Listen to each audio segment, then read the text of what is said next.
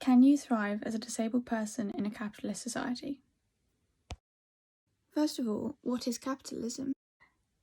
Capitalism is an economic, social, and political system characterised by emphasis on individual rights, the private ownership of property and assets, and free markets in which supply and demand set prices. And what is disability? This question isn't as simple as you might think, and the way we define it could lead to very different conclusions about the reality of life for disabled people in a capitalist society. The UK legal definition of disability, according to the Equality Act, is a physical or mental impairment that has a substantial and long-term negative effect on your ability to do normal daily activities. But the World Health Organization says that disability results from the interaction between individuals with a health condition with personal and environmental factors, including negative attitudes, inaccessible transportation and public buildings, and limited social support. From these two definitions, we can see two different perspectives: disability as an individual experience and disability as a relational experience. The latter is the view that the social model of disability takes, that people are disabled by barriers in society. So, what is it like to be disabled in a capitalist society? Well, capitalism is driven by the desire for profit, particularly of the richest 1%, and is fundamentally exploitative. Individuals have to work in a capitalist society to survive. As a result, in a capitalist society, our worth as individuals is directly tied to our productivity. This is ableist, which means it's discriminatory against disabled people. We know that disabled people face barriers to getting and maintaining employment, including discrimination, lack of reasonable adjustments, insufficient statutory sick pay. This has resulted in a disability employment gap in the UK of 28%, and disabled people are almost twice as likely to be unemployed as non-disabled people. Added to that, disabled people face higher living costs, on average £583 more a month than non-disabled people, which will have only worsened with the current cost of living crisis. Disabled people who are unable to work are at the mercy of the social security system and the dangerous disability benefits assessment system. The Disability News Service has compiled over a decade of evidence that shows systemic negligence by the Department of Work and Pensions, including that 5,690 people died within 6 months of being found fit for work in the last decade.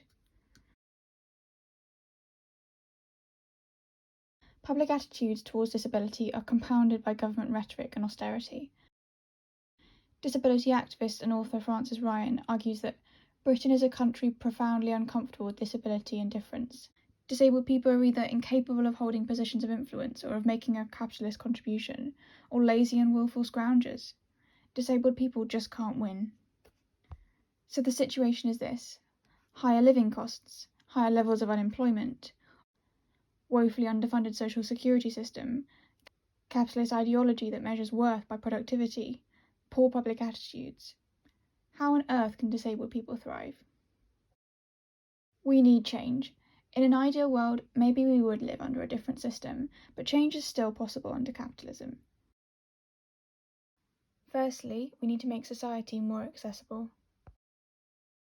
Many disabled people want to participate in society more, but are unable to because of inaccessibility. Remember, accessibility harms no one and benefits everyone because it enables inclusion, representation, and diversity. One of the few positives of COVID was the increase in flexible and remote working. It's shown that accessibility wasn't impossible, as disabled people were previously told. Society was just not prepared to make those changes for disabled people before, who, by the way, at working age make up almost 20% of the UK population. Secondly, we need to improve the UK's legal definition of disability so it is in line with the United Nations Convention on the Rights of Persons with Disabilities, including the relational experience of disability and the barriers individuals face to participation and equality in society. This is important because the legal definition of disability is used to assess individual entitlement to income support, reasonable adjustments in education and work, and currently many disabled people fall through the net and are excluded from society. Capitalism benefits from more people in the workplace, and given that the welfare state essentially props up capitalism, it's in capitalism's interest to have a welfare state that meets disabled people's needs. Finally, and most importantly, listen to disabled people and amplify disabled people's voices. And on that note, here are some disability activists you should follow online. So, what is my conclusion?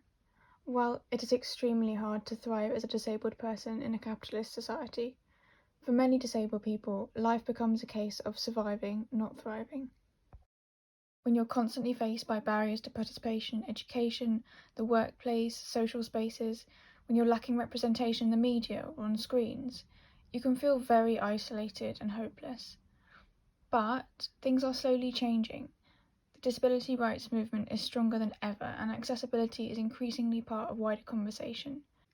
It's hard work navigating a capitalist, ableist world, but disabled people are doing just that, and we're not going anywhere.